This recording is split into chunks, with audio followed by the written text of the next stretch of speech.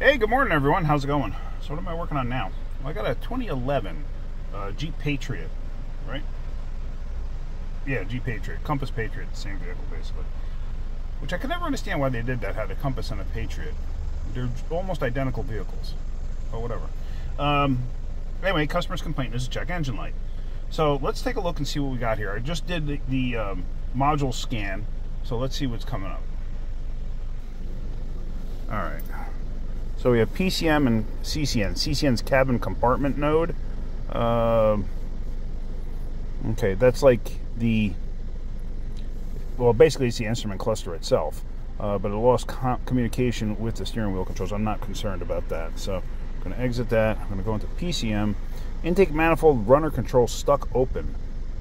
Intake manifold runner position circuit, sensor circuit, high, bank 1. Normally with these, that is the intake runner control motor that causes this problem. So I don't know if I can do any actuation of that. Let's see.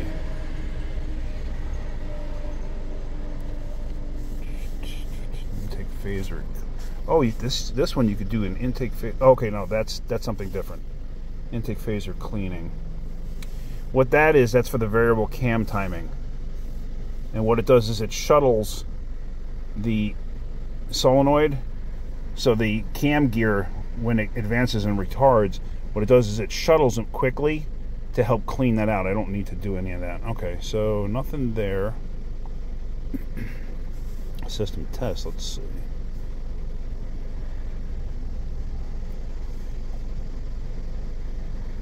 Okay, nothing there. Actuator test, let's see.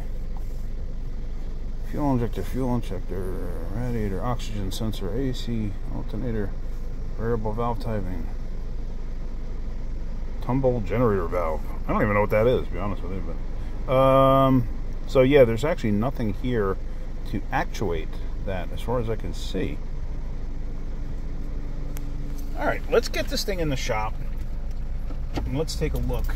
Like I said, normally when you get codes like that, like the intake runner type thing, it's usually the motor that controls the flapper inside the intake. What is that for? I'm sorry for the sun glare. What is that actually for? What does that do? Well, there's like a butterfly flapper inside the intake, and what it does is it changes the air path. Basically, it just diverts the air one way or another inside the intake. And the reason for that is it changes the torque curve. Because if you have air in an intake going a short distance from the throttle body right into where the valves are, if you have a short run for the air supply itself, then you wind up with more high-end power. If you have a long run where the air has to go in a longer direction, you wind up with more torque, but you lose the top-end power.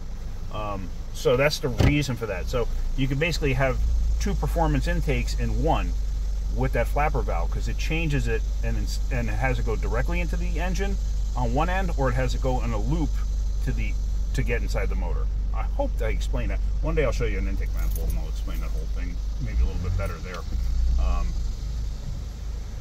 So, all right, just pulling in the shop now. All right, so this thing was pretty hot, so I put a fan underneath the hood to help cool it down, like that. So now, what I'm going to do is take that down. I can have it blowing on me while I'm working on this. Now the actuator itself is down here. Where the heck is it? Right there, I believe. I gotta take the air duct and stuff out. But once you have that out, you gotta unbolt it. On the inside is the piece for the intake manifold that it drives. You have to check that. If it moves freely, then it's just the motor. If it doesn't move freely, then you gotta change the intake manifold. So let me start getting these tubes and stuff off so I can actually gain access to it. And then also be mindful, your battery's right here, and as you can see, this one doesn't look too happy, so that's probably some battery acid on top of there. So just be mindful so you don't get battery acid all over yourself in the process. But yeah, I gotta take this tube off, which will be that clamp there, And then there's another one hidden all the way down there.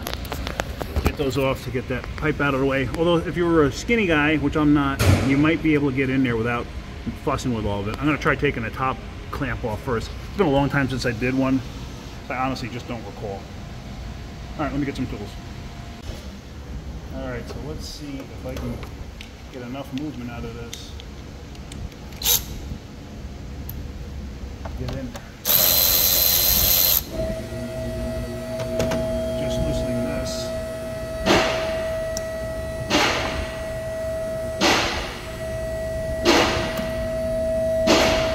Oh yeah, right here. And that motor looks like it's been changed already.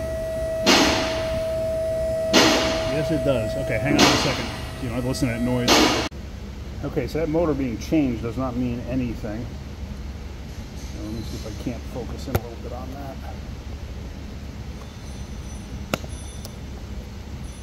Sorry about that.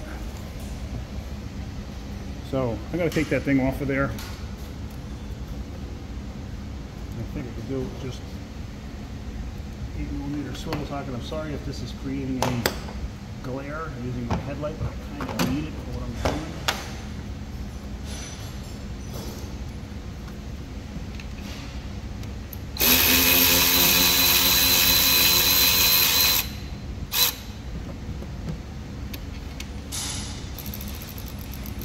Oh, see that?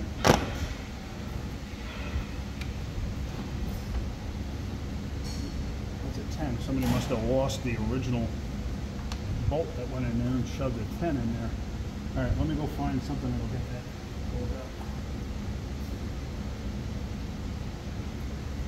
Well, I think there's a bolt underneath this thing too.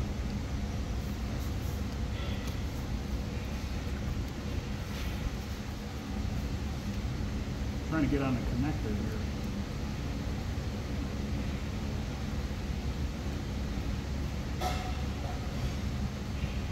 Very difficult to feel what I'm trying to feel here.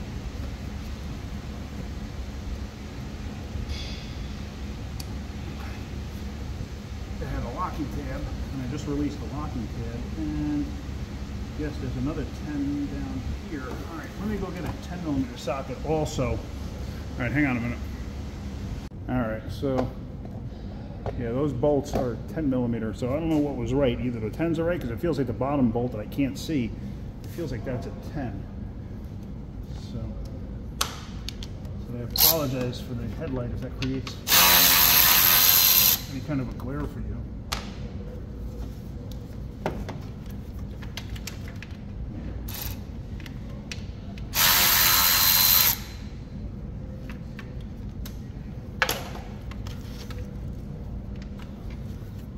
See, these are special screws that are very coarse to go through plastic. And just because that motor's been replaced doesn't mean it's any good.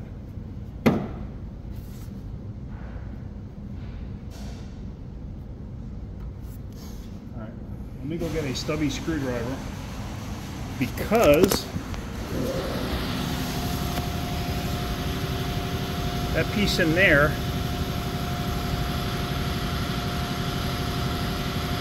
that is the valve in the intake that has to turn.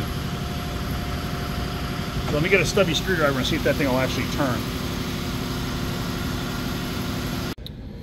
Alright, so let me get my headlight on. I'm going to shine some extra light down there. Don't know yet. That's probably not going to help. Alright, so what I'm going to try to do, I'm going to go on the center of that, a little screwdriver.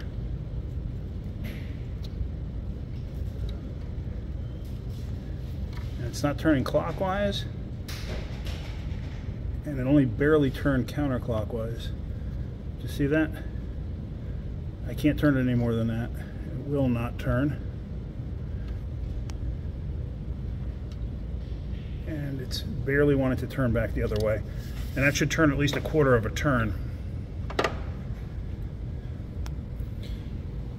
So that means the valve that's actually inside the intake manifold is jammed up, whether it's broken or whatever, but it's going to need an intake manifold at this point. So I'm not sure if this motor is any good. It could be, might not be, I don't know. It might have burned up from trying to turn it. Who knows? The new intake, I'm not sure if it comes with it. I don't think it does. I don't know, we're gonna find out. Okay, let's see what's involved in getting an intake manifold for this here today. So then maybe I can actually finish this video today. Okay, let's find out and then I'll let you know. So unfortunately I can't get an intake today. I'd see it tomorrow, so the customer's gonna bring it back next week. So I'm just gonna put this motor piece back on it and we're gonna ship it for right now. So let me get that back on and we'll just end this video. All right, so back in place. Had a dickens of a time because the motor is spring loaded and that shaft is in a different position, so I had to like clock it on in a certain way and rotate it. It was a little bit of a pain in the neck, but I finally got it. The lower bolt's not fun either. We get the tube on and then we're done. So there we go, all back together, so now the customer can take it. So I will get one of these intakes next week and then we'll switch that next week when it comes in. So, all right, hopefully you got something out of that. If you did, hit that like button. If you could, please subscribe. All right guys, have a great day. Keep wrenching.